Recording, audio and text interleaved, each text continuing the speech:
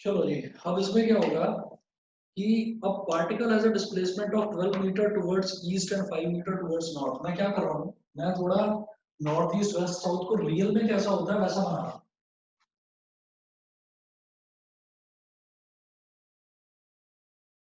तो ईस्ट और वेस्ट तो ऐसे ही रहेगा, ईस्ट यहाँ पर और वेस्ट यहाँ पर।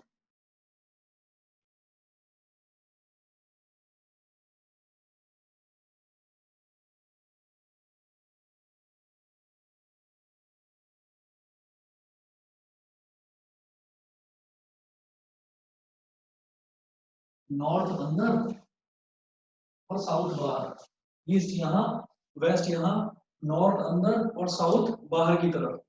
तो a particle has a displacement of 12 metre towards east. एक तो वैसे हम पार्टिकल, तो नोटबुक में ही लिख रहे हैं, तो हम नॉर्मल भी बना सकते हैं।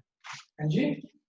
हम तो नोटबुक में ही लिख रहे हैं ना, तो वो तो टेबल के ऊपर ही है, तो हम तो नॉर्मल बना अरे नहीं सकते हैं। नहीं नहीं, थोड़ी सी उसमें प्रॉब्लम हो जाएगी। मैं अभी बता रहा हूँ कि मैंने इस तरीके से क्यों बनाया है ये। बस 2 मिनट रुको, अभी समझ में आ जाएगा। देखिए क्या दिया है, a particle has a displacement of 12 metre towards east. एक पार्टिकल, इसको थोड़ा सा लंबा बनाओ।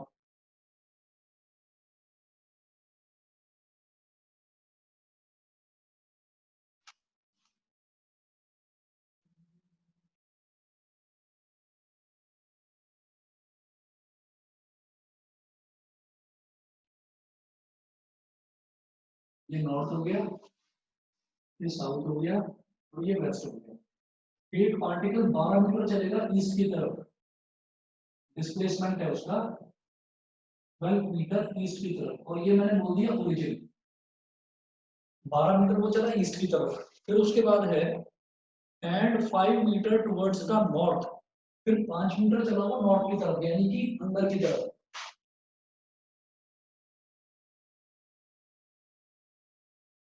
5 मीटर नॉर्थ की तरफ, इतना समझ में आ गया। और उसके बाद इसका डिस्प्लेसमेंट क्या हुआ, उसके बाद इन्होंने बोला and then 6 metre vertically upwards, और फिर यहां से 6 मीटर वर्टिकली अपवर्ड्स। ठीक है। अगर मैं पेपर के हिसाब से ही बना लेता इसको, तो मेरा नॉर्थ ऊपर की तरफ होता। तो मैं नॉर्थ को पहले 5 मीटर ऊपर की तरफ बनाता, और उसके बाद वर्टिकली अपवर्ड्स उसको भी मैं ऊपर की तरफ ही बनाता। समझ गए दोनों में डिफरेंस क्या है। Yes sir. ठीक है। तो ये चीज है, वो वर्टिकली अपवर्ड्स जब मैंने देखा तो मुझे उससे लगा, मैंने कहा कि हाँ इसको हमें इस तरह से बनाना चाहिए। अच्छा, अब ये क्या पूछ रहे हैं इसमें कि find the magnitude of the sum of these displacements. मुझे ये जो डिस्प्लेसमेंट्स हुए हैं इनके मैग्नीट्यूड का सम निकालना है, sum of magnitudes of these displacements. तो इसको आप ए बोल दो, ओ ए, इसको बोल दो बी, और इसको बोल दो सी। तो ओ को बी से ज्वाइन कर दो।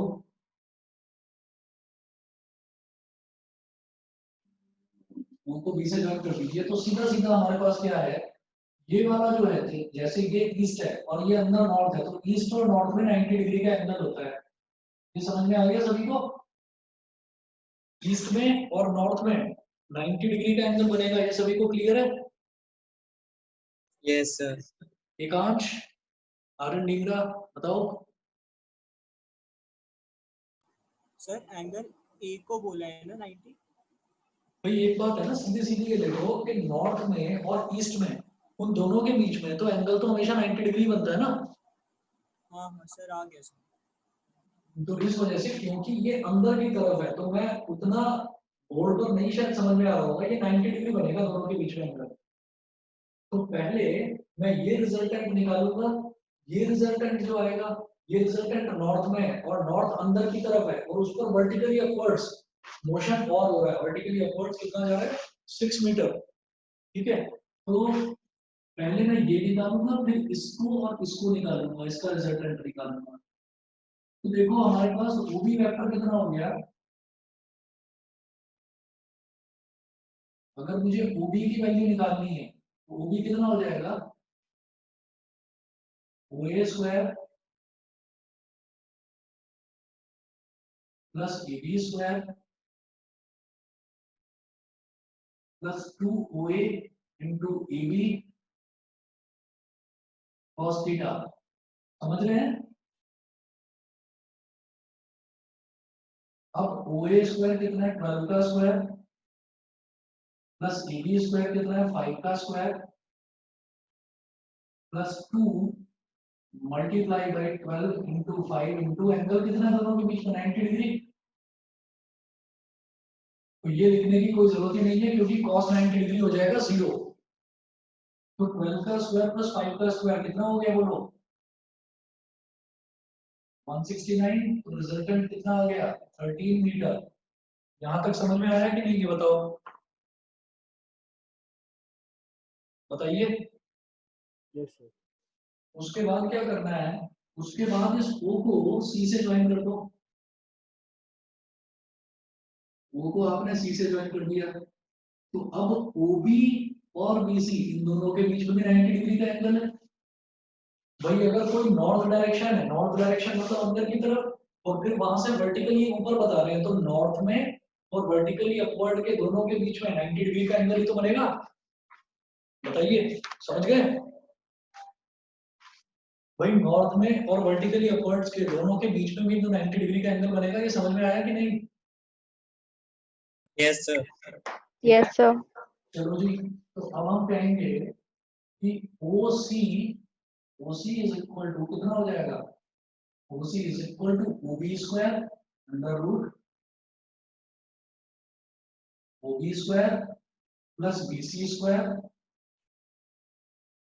Plus 2 multiplied by OA multiplied by BC into cos theta under root OB square कितना है, OB कितना आया था 13, तो 13 का स्क्वायर प्लस BC कितना है, BC दे रखा है 6 मीटर तो 6 का square plus 2 multiplied by 13 into 6 into यहाँ पर भी cos 90 डिग्री। तो ये पूरा टर्म हो गया 0।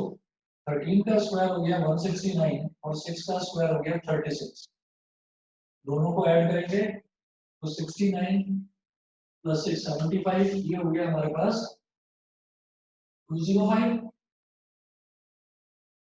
Under root 205 metre. समझ में आया कि नहीं? और इसको आप अगर स्क्वायर रूट निकालेंगे तो ये वैल्यू अप्रोक्सीमेटली आपके पास आएगी 14.32 मीटर। 14.32 मीटर। समझ गए? सर स्क्वायर रूट निकालने में एक डाउट है सर, वो ग्रुप्स कैसे बनाते हैं? वो जो 1 2 लेते हैं या 2 1 लेते हैं?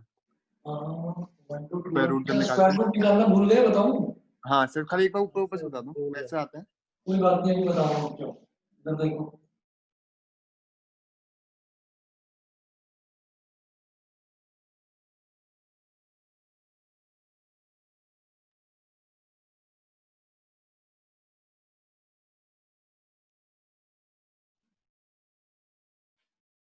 Under root 205।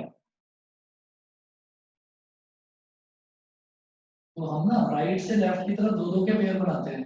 दो तो ये हो गए और यहाँ पर एक ही है तो एक का ही बनाएंगे। दो होते तो दो का बनाते। तो दो का ये हो गया दो, और फिर पॉइंट लगाकर दो दो के पेयर लेफ्ट से राइट बनाते हैं। तो 2 0 ये और 2 0 ये। अब देखिए जैसे ये 2 है तो कोई एक ऐसा नंबर कि उस नंबर का स्क्वायर 2 से जस्ट छोटा हो, तो 1 का स्क्वायर 2 से जस्ट छोटा है तो 1 मल्टीप्लाइड बाई 1, ये आ गया 1 यहाँ पर, और 2 माइनस 1 करा तो 1 आ गया। फिर ये जो दो नंबर बनाए हैं ना ग्रुप, ये दो के दो नंबर नीचे आ गए, यानी कि ये हो गया 105। फिर 1 में 1 को मल्टीप्लाई करा था तो 1 आया था। अब 1 में 1 को ऐड करेंगे तो यहाँ पर आ जाएगा 2। फिर 2 के आगे एक एक करके नंबर लगाएंगे। जैसे मान लो 2 के आगे मैंने लगाया, 2 के आगे मैंने लगा दिया 1 तो 21 बन गया। तो अब इसको 1 से ही मल्टीप्लाई करूंगा, ये हो गया 21। नहीं भाई ये तो 105 से बहुत छोटा नंबर है, अगला ट्राई करते हैं। ये 2 है, 2 के आगे 2 लगाओ तो 22 बन गया। अब इसको 2 से ही मल्टीप्लाई करो तो ये हो गया 44, ये भी बहुत छोटा है, अगला ट्राई करो। हमने कहा चलो 23, 2 के आगे 3 लगाया 23, तो 3 से ही मल्टीप्लाई करेंगे। 3 3 9, 3 2 6, 69। और चेक करते हैं 24 तो 4 से मल्टीप्लाई करेंगे, ये हो गया 96। हाँ ये ठीक है, क्योंकि अगला फिर मैं 25 लूंगा तो 25 5 से 125 होता है, वो बड़ा हो जाएगा 105 से। तो यहाँ पर मैंने 4 लगाया और इसको 4 से ही मल्टीप्लाई कर दिया, 24 4 जा 96। तो 105 माइनस 96 कितना आ गया, 9 आ गया। फिर 2 जीरो नीचे उतार लिए यहाँ पर, ये हो गया 900। ठीक, तो ये पॉइंट लग गया, तो यहाँ पर भी लगाओ पॉइंट। अब 24 में 4 को मल्टीप्लाई करता हूँ, तो 24 में 4 को ऐड कर दो, क्या बन जाएगा 28। तो 28 के आगे एक एक करके नंबर लगाते जाओ, जैसे 28 के आगे मैंने लगा दिया 1, तो फिर 1 से मल्टीप्लाई करेंगे 281, ये बहुत छोटा है 900 से। फिर क्या करो, 28 के आगे 2 लगा दो, तो फिर 2 से मल्टीप्लाई करेंगे, 2 2 जा 4, 2 8 जा 16, 1 कैरी, 2 2 जा 4 और 1 5 5 64। हो सकता है एक नंबर और बड़ा ट्राई करके देख लेते हैं। तो 28 के आगे 3 लगा दो, फिर 3 से मल्टीप्लाई करो, 3 3 जा 9, 3 8 जा 24, 2 कैरी आ गया, 3 2 जा 6 और 2 8 849। ये नंबर बिल्कुल ठीक है। तो यहाँ पर मेरे पास कितना आ जाएगा 51। फिर ये 2 जीरो यहाँ नीचे उतारो, तो 28 में के आगे 3 लगाया यानी कि 283, और फिर 3 से ही मल्टीप्लाई करा, तो 283 मल्टीप्लाई बाय 3 करा। तो अब क्या करेंगे 283 प्लस 3 यानी कि ये हो जाएगा 286। मैं जो स्क्वायर रूट निकाल रहा हूँ, हो सकता है एक बार में याद ना रहे तो वीडियो शेयर करूंगा, एक बार वीडियो में देख लेना, ठीक है, तो याद आ जाएगा, रिवीजन हो जाएगा ढंग से। देखिए 286 है, तो इसके आगे मैं क्या लगा सकता हूँ, 286 के आगे 1 लगाया, 1 से मल्टीप्लाई करा तो 2861, छोटा नंबर है। 5100 तो बड़ा है, बड़ा लगा कर देखो 2862 और ये 2 2 2 जा 4, 2 6 जा 12, 1 कैरी, 2 8 जा 16 और 1 17, 1 कैरी, 2 2 जा 4 और 1 5 5724। ये इससे बड़ा आ रहा है, ये इससे बड़ा आ रहा है, तो मैं 2 डेसिमल प्लेसेस तक ही चलूंगा। तो इससे थोड़ा सा बड़ा भी हो तो ले लो, कोई बात नहीं, और 2 बस यहाँ तक लिखकर छोड़ दीजिए। अप्रोक्सीमेटली इसकी वैल्यू हो गई 14.32। समझ गए? Yes sir. चलो जी, अब इसके बाद अगला क्वेश्चन देखते हैं। अगला सर इसका क्वेश्चन, डायरेक्शन नॉर्थ ईस्ट ही लिखेंगे? हाँ बिल्कुल सही, एक मिनट। देखिए क्वेश्चन में क्या लिखा हुआ है, find the magnitude of the sum of these displacements. सिर्फ मैग्नीट्यूड पूछा है, तो उन्होंने डायरेक्शन की बात ही नहीं करी, तो इसलिए मैं डायरेक्शन, मैं भी कुछ बोल ही नहीं रहा हूँ डायरेक्शन के बारे में, ठीक है? सर होगा वैसे नॉर्थ ईस्ट तो होगी नहीं। अगर डायरेक्शन के बारे में बात करी जाती तो 3 वेक्टर्स है बेटा, 3 वेक्टर्स का नहीं होगा, कोई भी फॉर्मूला नहीं है 3 वेक्टर्स के लिए, डायरेक्शन के लिए ना 3 वेक्टर्स का फॉर्मूला नहीं है, समझ रहे हो? Yes sir. हाँ भाई, 2 वेक्टर होते तो मैं थीटा वाला फॉर्मूला लगाकर कर देता, लेकिन 3 वेक्टर्स है, तो 3 वेक्टर्स में आप कभी भी देखना वो आपसे डायरेक्शन पूछेगा ही नहीं। जब भी 3 वेक्टर या 4 वेक्टर होंगे तो वो आपसे सिर्फ और सिर्फ मैग्नीट्यूड की बात करेगा। ऐसा नहीं है कि डायरेक्शन नहीं निकाली जा सकती, निकाली जा सकती है, पर वो अपने सिलेबस में नहीं है, तो उसको छोड़ दीजिए, उसकी जरूरत नहीं। Okay sir. चलिए जी, तो अब डायरेक्शन निकालनी होगी तो यही होगा ना, जो पहला जो रिजल्ट निकला ओए और ओबी का, वो एक वो उसे ए मान ले और दूसरे वाले को बी मान ले, तो उससे निकल आएगा। अगर हम क्या करेंगे, उसको ए और उसको बी मान लिया, तो वो करने से क्या होगा कि अब मेरे पास नया जो वेक्टर, मेरी बात सुनो, जो नया वेक्टर आया वो ओबी आ गया, नया वेक्टर ओबी आ गया। अब ओबी का इसके साथ में एंगल तो मैं निकाल सकता हूँ बीटा, लेकिन मुझे क्या निकालना है, ओबी और ओसी के बीच का एंगल, है ना, वो निकालना होगा। तो वो निकालने के लिए हमें क्या करना होगा, हाँ, वो निकालने के लिए आप ये देखिए, ये वाला जो एंगल है ना ओबी, ये वाला जो वेक्टर बना है नया ओबी, ओबी और बीसी, इन दोनों के बीच में 90 डिग्री एंगल है। तो अब आप थीटा इसको ले लो और फिर ये वाला एंगल निकाल लेना, ये एंगल कहलाएगा गामा, तो आपकी डायरेक्शन आ गई। समझ गए? दोबारा बताओ। समझ गए सर। रहने दो, सर एक और बार बता समझ दीजिए। में आया ही नहीं होगा किसी को भी, मैं आपको बता रहा हूँ। इसमें क्या है कि जहां से हम इनिशिएट करते हैं, जहां से हम इनिशिएट करते हैं, हमने करा ओए, फिर एबी, फिर बीसी। तो अगर मान लीजिए सिर्फ ओए और एबी होता, तो मैं ओए और ये जो रिजल्टेंट वेक्टर बना है ना ओबी, ओबी और ओए के बीच का एंगल बीटा निकाल लेता। तो पहले मुझे बीटा निकालना पड़ेगा, बीटा आ गया, चलिए बीटा आ जाएगा ना बी साइन थीटा अपॉन ए प्लस बी कॉस थीटा, उस वाले फॉर्मूले से। तो हमारे पास ये बीटा आ गया। उसके बाद क्या करेंगे, उसके बाद जो ये नया वेक्टर बना है ना ओबी, इस नए वेक्टर में और इस ओसी के बीच में भी एंगल 90 डिग्री है। तो फिर मैं अब ये निकाल लूंगा गामा, और फिर जो मेरा मतलब जो फाइनल एंगल निकलेगा, फाइनल एंगल निकलेगा बीटा प्लस गामा, ये निकलेगा, क्योंकि हॉरिजॉन्टल एक्सिस के साथ में निकाला जाता है जो डायरेक्शन होता है हमेशा। हॉरिजॉन्टल एंगल के साथ में क्या एंगल बनता है, हॉरिजॉन्टल एक्सिस के साथ क्या एंगल बन रहा है उसको बोला जाता है डायरेक्शन। तो सर हमें दोनों ट्रायंगल में एंगल्स निकाल के फिर ऐड करना पड़ेगा। दोनों को ऐड करना पड़ेगा। हालांकि वो चीज पूछी नहीं जाती, आप लोगों से पूछी नहीं जाती, 11th लेवल तक नहीं पूछा जाता, तो उसकी अभी जरूरत नहीं है, इसलिए मैं कह रहा हूँ कि उसको अभी रहने दीजिए। ठीक है, चलिए मैं अगला देखता हूँ। अगला है हमारे पास two forces of 5 Newton and 7 Newton act on a particle with an angle of 60 degree between them. Find the resultant force. कर लोगे इस क्वेश्चन को? खुद बताइए, मैं छोड़ रहा हूँ इसको। देखो क्या दे रखा है, दो फोर्स दे रखी हैं, और फोर्स हमेशा वेक्टर होता है, मुझे मालूम है। विदाउट डायरेक्शन तो आप फोर्स नहीं निकाल सकते। तो टू फोर्सेस ये हो गया 5 न्यूटन और 7 न्यूटन। तो फोर्सेस के लिए जैसे हमने वेलोसिटी के लिए v और vb लिया, फोर्सेस के लिए हम F1 और F2 ले सकते हैं। Act on a particle with an angle of 60 degree between them, दोनों के बीच में एंगल 60 डिग्री है। बताइए रिजल्टेंट फोर्स पूछ रहे हैं, निकाल लोगे? Yes sir. छोड़ दूं ना इस क्वेश्चन को, फिर मैं बताओ। मैं इसको छोड़ रहा हूँ, अगला क्वेश्चन देख रहा हूँ।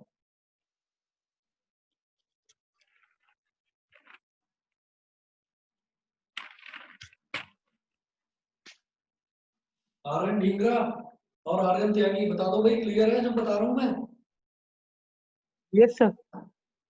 ढींगरा का जवाब नहीं आ रहा है, शांत बैठा हुआ है, इसको समझ में नहीं आया इसका मतलब।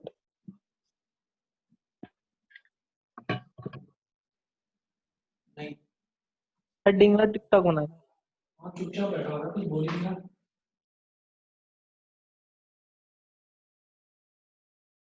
विनायक भाई, क्वेश्चन मुश्किल तो नहीं लग रहे यहाँ तक? Yes sir. लग रहा है मुश्किल? सर थोड़ा बहुत लग रहा है। कोई बात नहीं, वो आपने पढ़ा नहीं होगा पिछली बार का, इस वजह से लग रहा होगा। 2-3 बच्चे तो ऐसे हैं जिन्होंने क्वेश्चंस करके सॉल्यूशन भी भेज दिए मुझे। चलो जी, एग्जांपल नंबर 5 देखते हैं। मैं 4 छोड़ रहा हूँ, 4 बिल्कुल सिंपल है। तो 5 में है two vectors both equal in magnitude have their resultant equal in magnitude of the either. Find the angle between the two vectors. Two vectors both equal in magnitude have their resultant equal in magnitude of the either. Resultant equal in magnitude of the either, इसका मतलब क्या है?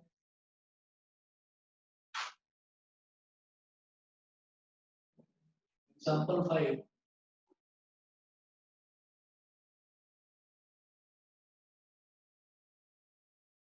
two vectors equal in magnitude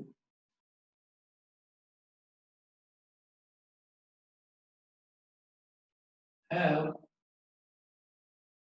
their resultant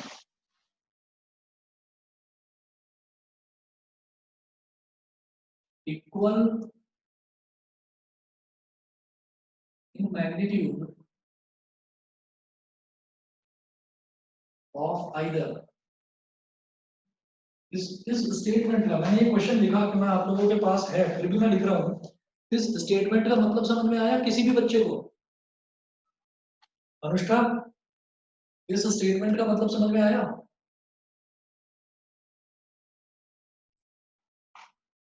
Aishwarya, किसी भी बच्चे को समझ में आया इस स्टेटमेंट का मतलब? सर रिजल्टेंट शायद ए के इक्वल है या फिर बी के इक्वल है। एक मिनट सब चुप हो जाओ, प्रियांशु को बोलने दो। हाँ प्रियांशु बताओ। रिजल्टेंट शायद ए के इक्वल है या फिर बी के इक्वल है, दोनों में से किसी एक के इक्वल है, ईदर ऑफ देम। और ए और बी क्या है? ए और बी वेक्टर्स हैं, तो जो इक्वल हैं एक दूसरे के। वो भी आपस में इक्वल है क्या? हाँ, वो भी आपस में इक्वल है। इसका मतलब वेक्टर ए, वेक्टर बी और जो रिजल्टेंट आ रहा है वो तीनों ही इक्वल है। समझ गए कि नहीं? इन्होंने बोला two vectors equal in magnitude, तो लिखिएगा यहाँ पर लेट द टू तो फिर 60 डिग्री नहीं हो जाएगा? हाँ 60 डिग्री नहीं हो जाएगा फिर? पता नहीं, बहुत धीरे बोलते हो तो बस पता नहीं। सर कह रहा हूँ 60 डिग्री नहीं हो जाएगा फिर? अभी बता रहा हूँ ना, बस 2 मिनट रुक जाओ। 60 है या कितना है? Let the two vectors be A vector and B vector. इन दोनों वेक्टर्स को मैंने ए वेक्टर और बी वेक्टर मान लिया और दोनों इक्वल दे रखे हैं। Given A is equal to B, मतलब उनका जो मैग्नीट्यूड है वो इक्वल दे रखा है। And they have their resultant equal in magnitude of the either, मतलब दोनों में से किसी के भी इक्वल है। दोनों में से किसी के भी अगर इक्वल है तो इसका मतलब उन दोनों के इक्वल है। तो मैंने ये कहा given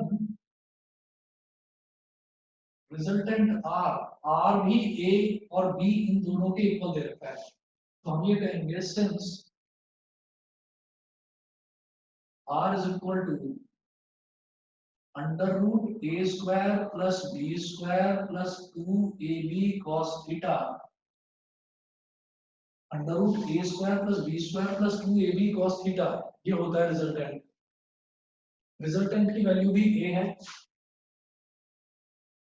is equal to under root A square, ये जो b है इसको भी a लिख दो, ये भी a square plus 2 multiplied by a, इस b को भी a लिख दो, और cos थीटा। वो पूछ रहे हैं कि उनके बीच में एंगल कितना होगा, एंगल बताइए।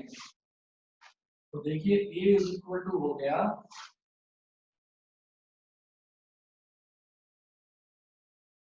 a square plus a square 2a square plus 2 into a 2a square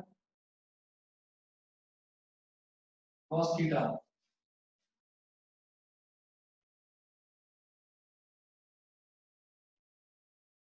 ठीक है, squaring both sides,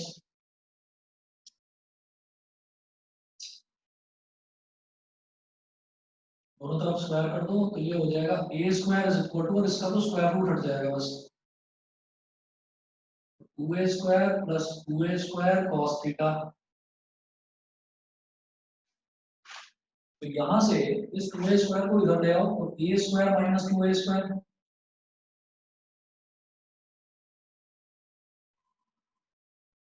is equal to a square minus 2a square is equal to 2a square cos theta. तो ये हो गया minus a square is equal to 2a square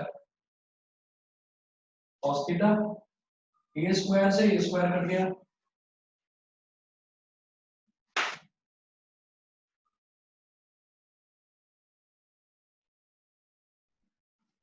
a square से a square cut गया, तो ये क्या आ गया -1 is equal to 2 cos theta.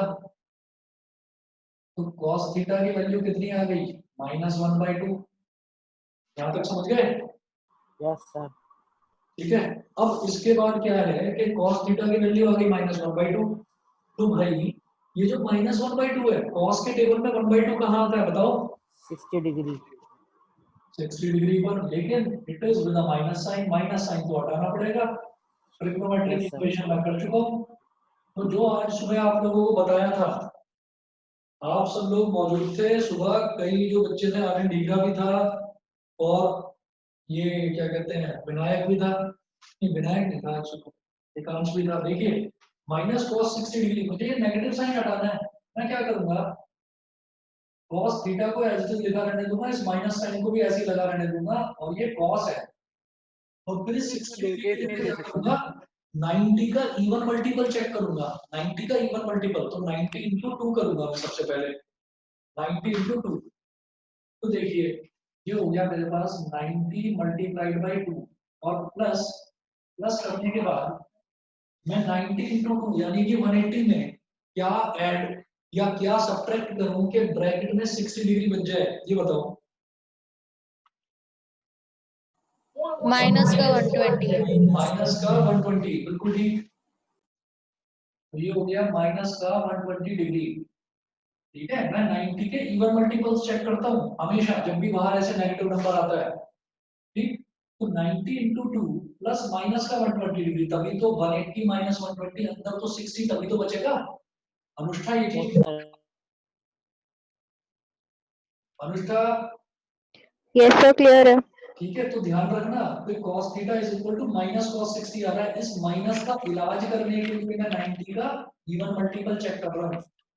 तो अब देखो 90 इंटू 2 में जब कुछ ऐड होता है तो हम आ जाते हैं थर्ड क्वाड्रेंट में। थर्ड क्वाड्रेंट में सिर्फ tan पॉजिटिव होता है। मैं तो cos की बात कर रहा हूँ, तो ये नेगेटिव हो जाएगा। cos theta is equal to minus sine तो पहले से ही था, है ना। और क्वाड्रेंट रूल के हिसाब से एक माइनस साइन और आ गया, क्योंकि 90 इंटू 2 में कुछ ऐड करने का मतलब हम थर्ड क्वाड्रेंट में जा रहे हैं, और थर्ड क्वाड्रेंट में सिर्फ tan पॉजिटिव होता है, तो मेरा cos तो नेगेटिव हो जाएगा, तो वो नेगेटिव साइन यहाँ आ गया। और फिर एंगल आइसोसेलेस लिख देंगे, क्योंकि 90 इंटू 2 मतलब इवन नंबर मतलब cos का cos ही रहेगा। और फिर ये माइनस 120 आइसोसेलेस लिख देंगे, माइनस माइनस हो गया प्लस। और अब जरा नेगेटिव एंगल की बात बताओ मुझे, कौन सा ऐसा ट्रिग्नोमेट्रिक रेशियो होता है जिसमें नेगेटिव एंगल अंदर ही कंज्यूम हो जाता है? cos ही तो cos होता है। और sec ठीक है, cos और sec, तो cos माइनस 120 का बन गया cos प्लस का 120। बहुत बढ़िया। अब देखो इधर भी positive, cos theta is equal to cos 120, तो theta is equal to 120 degree. बताओ भाई हर्ष, क्लियर है कोई चीज? एंगल सर आपने माइनस कैसे किया? ये वाला माइनस, नहीं नहीं सर, वो cos माइनस 120 डिग्री वाला ये इसमें सर। हाँ सर, प्लस कैसे हुआ? ये cos जो होता है ना, cos के अंदर जब माइनस थीटा होता है तो cos minus theta cos theta के इक्वल होता है। ओके सुबह सर। बताया था ना ट्रिग्नोमेट्री में आज सुबह। अरे सुबह की क्लास करी थी ढींगरा, हाँ जी सर कल। तो ध्यान दो, मैंने सुबह सर आपको वो देखो मैंने ये बताया था कि साइन माइनस थीटा ये हो जाता है minus sine theta, tan minus theta ये हो जाता है माइनस tan थीटा। इसी तरह से जब cos माइनस थीटा की बात करता हूँ ना, तो इसमें माइनस अंदर ही कंज्यूम हो जाता है, तो ये cos थीटा के ही इक्वल होता है, माइनस बाहर नहीं आता इसमें, माइनस अंदर ही खत्म हो जाता है। वही काम हुआ है यहाँ पर, समझ गए? अरे समझ गए? Yes sir. ठीक है, अब इसी तरीके से मैं देखता हूँ example number 6। Two forces whose magnitudes are in the ratio of two forces whose magnitude are in the ratio of 3:5। दो फोर्स दे रखी हैं, उनके मैग्नीट्यूड का रेशियो दे रखा है 3:5। अच्छा जी, ठीक है। Give a resultant of 35 Newton. ये एक रिजल्टेंट देते हैं 35 न्यूटन का। If the angle of inclination, दोनों के बीच में एंगल दे रखा है 60 degree. Calculate the magnitude of each force, दोनों फोर्स निकालनी है आपको। तो अब देखिएगा, ये मिटा रहा हूं इधर से।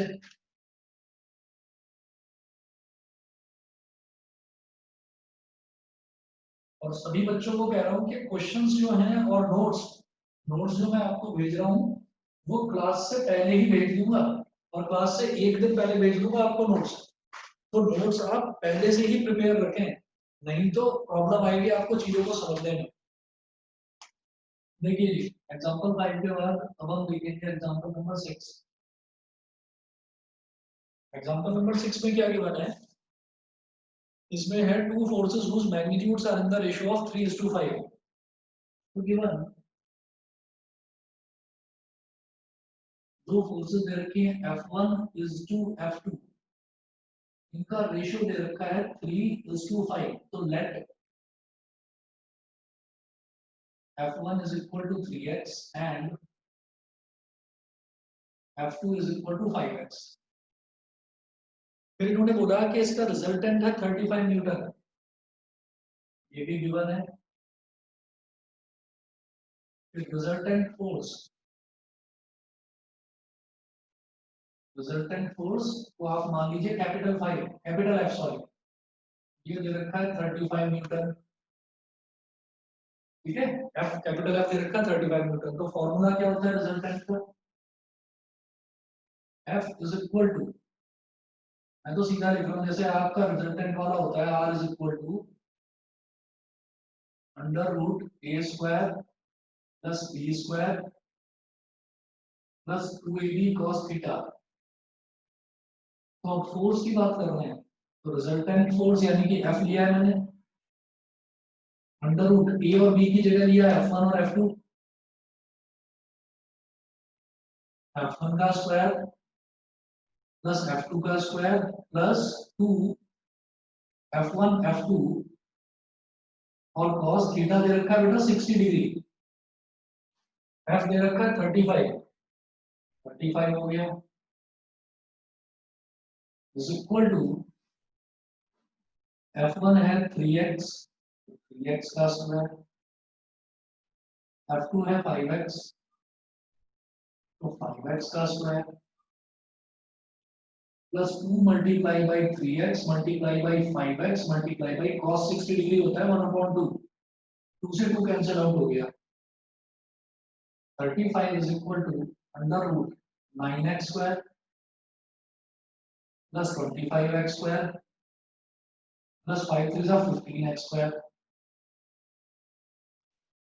तो 35 is equal to 49x square, और जब स्क्वायर रूट लेंगे तो ये हो जाएगा 35 इज इक्वल टू 49 का स्क्वायर रूट 7 और ये x, तो 7 5 जा 35, तो x की वैल्यू 5 आ गई।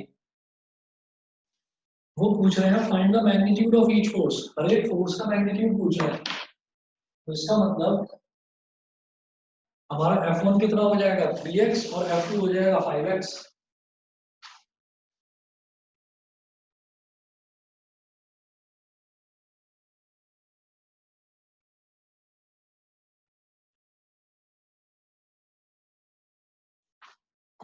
तो फोर्स जो F1 है, F1 is equal to 3x यानी कि 3 इंटू 5, ये हो गया 15 न्यूटन, और F2 is equal to 5x यानी कि 5 इंटू 5, ये हो गया 25 न्यूटन। मुझे लगता है सबको समझ में आ गया होगा। Yes sir. ठीक है, अच्छा अब इसमें आगे के जो क्वेश्चंस हैं वो भी करके देखना, और एक चीज और बताता हूँ आप लोगों को, आप लोगों ने फिजिक्स में एक बुक आती है एस.एल. अरोड़ा, सुना है? Yes sir. है ना, मैं लिख देता हूँ यहाँ पर एस.एल. अरोड़ा। तो ये आपकी ऐसी ही बुक है जैसे आप लोगों ने 10th में लखमीर सिंह करी थी ना, 9th में 10th में लखमीर सिंह करी थी, ऐसे ही 11th 12th में फिजिक्स की बहुत अच्छी बुक आती है एस.एल. अरोड़ा। अगर आप में से किसी भी बच्चे को आदत है कि मैं बुक से भी पढ़कर थोड़ा सा, कई बच्चे होते हैं ना कि भाई हमें बुक से भी पढ़ना है, तो अगर आपको बुक लेनी है तो एस.एल. अरोड़ा ले लीजिए, 2 वॉल्यूम्स में आती है, और बुक का जो साइज है वो साइज देख कर मत घबराना, क्योंकि ये बुक 12th प्लस कंपटीशन दोनों के लिए होती है। तो आप उसमें जो 12th वाला पोर्शन है वो अलग दे रखा है, और कंपटीशन वाला पोर्शन जब 12th का कंप्लीट हो जाता है तो उसके बाद कंपटीशन वाला पोर्शन दे रखा है। तो अगर आप लोगों को बुक लेकर करना चाहें तो वो कर सकते हो आप।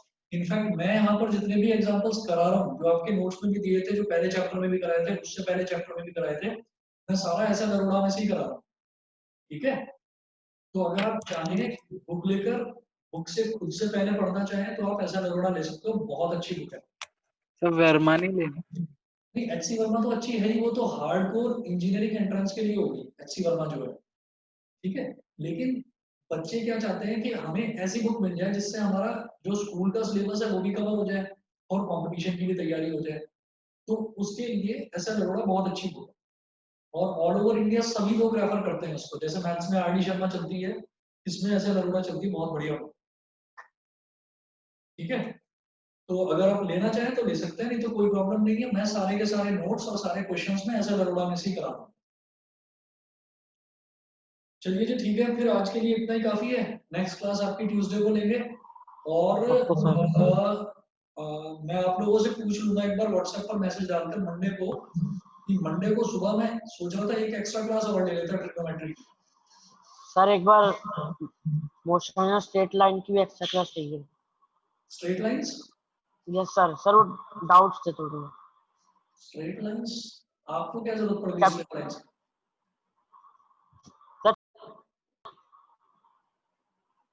चलो ठीक है, मैं फोन पर बात कर लूंगा, तुम्हारी ना आवाज अटक रही है। Sir chapter number 3। Chapter number 3 तो ट्रिग्नोमेट्री वाला ही है ना, मैथ्स का बोल रहा सर हूँ। नहीं, मैथ्स नहीं फिजिक्स। फिजिक्स में चैप्टर नंबर, अच्छा motion in a straight line बोल रहे हो, ठीक यस सर। ठीक है। उसमें जो डाउट्स हैं ठीक है, मैं ले लूंगा किसी दिन। Okay sir. चलिए फिर आज के लिए इतना ही। हाँ जी। Okay Thank you, sir. Okay.